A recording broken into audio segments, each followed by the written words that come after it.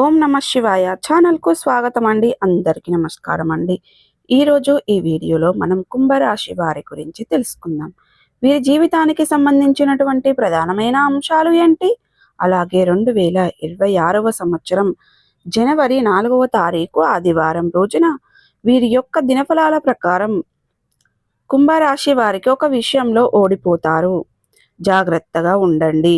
ఏ విషయంలో కుంభరాశి వారు ఓడిపోయే అవకాశాలు ఉన్నాయి, ఎటువంటి జాగ్రత్తలు తీసుకోవాలి ద్వారా ఓటమి మీ దరి చేరదు అనే వివరాలను ఈ వీడియోలో తెలుసుకుందాం. ప్రతికూలతలను అనుకూలతలుగా మార్చుకోవడానికి ఎటువంటి దేవతారాధన చేయాలి, ఎటువంటి పరిహారాలు చేయాలి, అలాగే ఇదివరకు మా ఛానల్ను సబ్స్క్రైబ్ చేసుకున్నట్లయితే కనుక సబ్స్క్రైబ్ చేసుకోండి. అలాగే పక్కనే ఉన్న గంట సింబల్ ఆల్ అప్డేట్స్ను క్లిక్ చేయండి.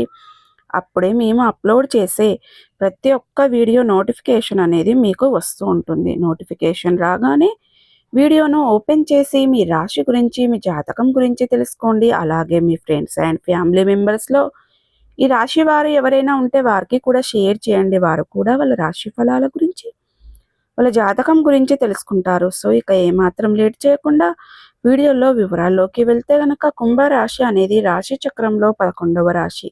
ధనిష్ట 3-4 పాదాలు, శతభిషం 1-2-3-4 పాదాలు, పూర్వాషాఢ 1-2-3-4 పాదాల్లో జన్మించిన వ్యక్తులు కుంభరాశిగా పరిగణించబడతారు.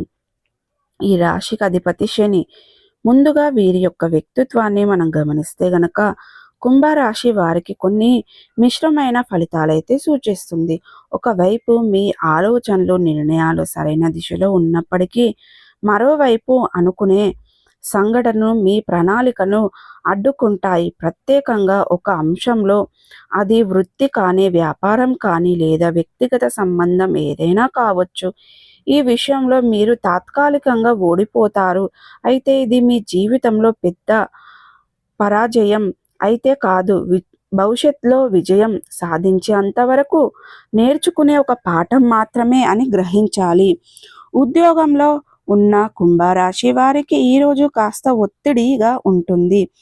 మీరు చాలా శ్రద్ధతో చేసిన పని గుర్తింపు పొందకపోవచ్చు, లేదా ఎవరైనా మీ కృషిని తక్కువగా చూపించే ప్రయత్నం కూడా చేస్తూ వచ్చు. సహచరులతో చిన్న వివాదం జరిగే అవకాశం ఉంది. ఉన్నత అధికారుల ముందు ఆగ్రహం